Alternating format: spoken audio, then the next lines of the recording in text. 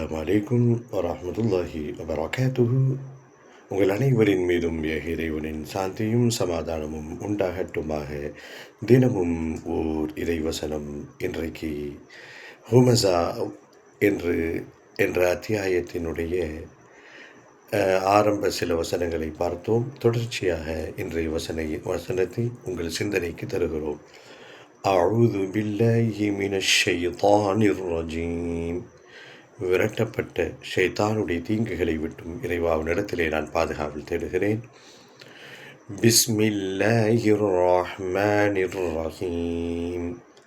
அளவற்ற அருளாளனும் நிகரற்ற அன்புடையோனுமாகிய எல்லாம் வல்ல அல்லாஹ்வின் திருப்பெயரால் துவங்குகிறேன். நாருல்லாஹில் மூகத, நாருல்லாஹில் மூகத, நாருல்லாஹில் மூகத. தொடர்ந்து பயணிப்போம், பேசுவோம் இன்ஷா அல்லாஹ்.